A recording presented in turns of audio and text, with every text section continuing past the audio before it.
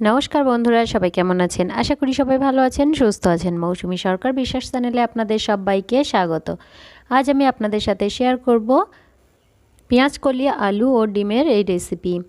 তার জন্য আমি এখানে একটা কড়াই খুব ভালোভাবে গরম করে নিয়েছি। তার মধ্যে দিয়ে দিচ্ছি একদম সামান্য পরিমাণে একটুখানি সর্ষের তেল। আপনারা চাইলে এই কাজটা সাদা তেলেও করতে পারেন। আমি এখানে হাফ চামচ পরিমাণে তেলটা দিয়েছি। এবার আমি দুটো ডিম ফাটিয়ে নিচ্ছি।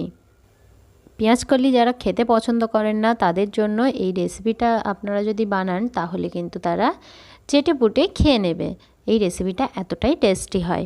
তো তার জন্য আমি এখানে ডিম দুটোকে ভালো করে একটু ভেজে নিচ্ছি। দেখুন আমি একদম ঝিরিঝিরি করে ডিম দুটোকে ভেজে নিচ্ছি, আর এর মধ্যে দিয়ে দিচ্ছি একদম সামান্য পরিমাণে একটু লবণ।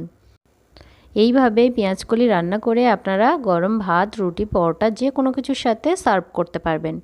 ডিমটা আমরা এখানে ভেজে নিয়েছি, এবার আমি এটাকে তুলে নিচ্ছি।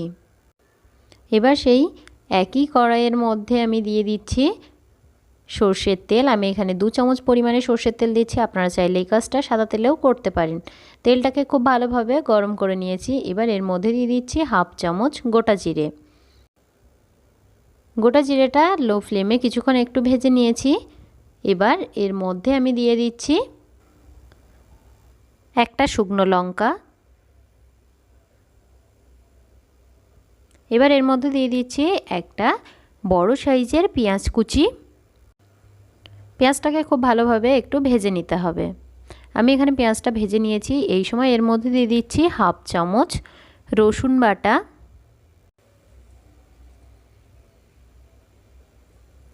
পেঁয়াজ আর রসুনটাকে খুব ভালোভাবে ভেজে নিয়েছি। এবার এর মধ্যে দিয়ে দিচ্ছি 3টে কাঁচা লঙ্কা। লঙ্কাটা আপনারা কম বেশি করে নিতে পারেন। এবার এর মধ্যে দিয়ে দিচ্ছি টুকরো করে কেটে রাখা আলু। আমি এখানে একটা বড় সাইজের আলু ব্যবহার করেছি। আপনারা কিন্তু আপনাদের পরিমাণ মতো নিয়ে নেবেন।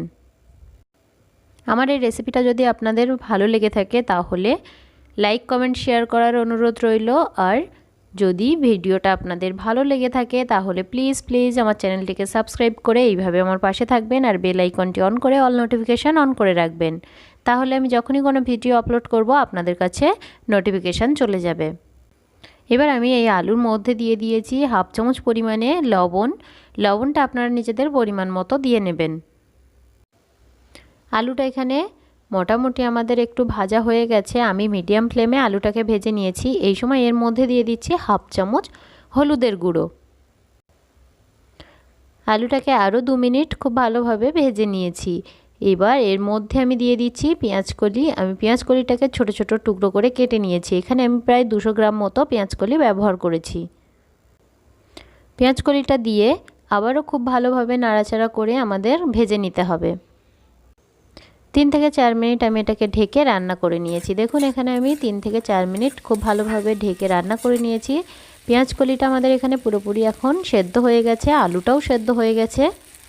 এবার এর মধ্যে দিয়ে দিচ্ছি হাফ চামচ আদা বাটা। আদাটা দিয়ে আবারও কিছুক্ষণ একটু নাড়াচাড়া করে আমাদের এই সবজিটা ভেজে নিতে হবে যতক্ষণ না আদার কাঁচা গন্ধটা চলে যায়। আমি এখানে খুব ভালোভাবে ভেজে নিয়েছি। এবার এর মধ্যে দিয়ে দিচ্ছি একদম সামান্য পরিমাণে একটু জল। জলটা আপনারা বুঝে দেবেন, কারণ এই রেসিপিটা কিন্তু একদম শুকনো শুকনো মতো হবে। আমি এখানে ছোট বাটির 1 বাটি জল ব্যবহার করেছি। এবার আমি এর মধ্যে ভেজে রাখা ডিমটা দিয়ে দিয়েছি।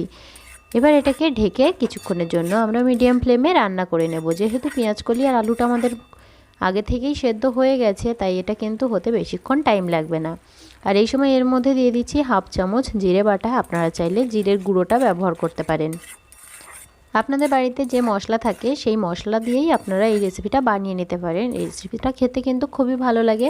আপনারা এর মধ্যে জিরে, ধনে যে কোনো কিছুর গুঁড়ো ব্যবহার করতে পারেন। আমার কাছে এখানে জিরে বাটার ছিল, তাই আমি জিরে বাটাটা ব্যবহার করেছি। এর মধ্যে সামান্য একটু গরম মশলা ছড়িয়ে আমি এই গ্যাসের ফ্লেমটা বন্ধ করে দিচ্ছি। আর এই রেসিপিটা দেখুন, আমার কিন্তু রেসিপিটা খুব একটা ঝোল ঝোল নেই, একদম হালকা একটু গ্রেভি মতো আছে। আর এই সময় আমি এর মধ্যে দিয়ে দিচ্ছি একদম সামান্য পরিমাণে একটু চিনি। চিনিটা চাইলে আপনারা স্কিপও করতে পারেন। আর যদি আপনারা একটু মিষ্টি মিষ্টি পছন্দ করেন তাহলে একদম সামান্য পরিমাণে একটু চিনি দিতে পারেন। চিনিটা দিলে কিন্তু তরকারির টেস্টটা অন্যরকম হয়। আর এই সময় আমি এর মধ্যে দিয়ে দিচ্ছি সামান্য একটু ধনেপাতা কুচি। আমার এখানে রেসিপিটা হয়ে গেছে, আমি এটা নামিয়ে সার্ভ করে আপনাদের দেখিয়ে দিচ্ছি। আর রেসিপিটা দেখুন কতটা গ্রেভি আছে, আপনারা কিন্তু দেখলেই বুঝতে পারছেন। দেখুন এই রেসিপিটা আপনারা গরম ভাত, রুটি, পরোটা যে কোনো কিছুর সাথে এইভাবে গরম গরম সার্ভ করুন। এটা খেতে খুবই ভালো লাগে। আপনারা বাড়িতে এইভাবে অবশ্যই ট্রাই করবেন আর আমাকে কমেন্ট করে বলবেন রেসিপিটা আপনাদের কেমন লেগেছে। এই শীতের সময় পেঁয়াজকলি কিন্তু খুব সহজেই পাওয়া যায়। আর এই পেঁয়াজকলির একরকম রেসিপি খেতে কারোরই ভালো লাগে না, তাই এই পেঁয়াজকলির একটু ভিন্ন স্বাদের রেসিপি আপনারা বাড়িতে এইভাবে অবশ্যই ট্রাই করতে পারেন। সবাই খুব ভালো থাকবেন, সুস্থ থাকবেন। আবারও চলে আসবো আপনাদের সাথে নতুন একটা রেসিপি শেয়ার করার জন্য।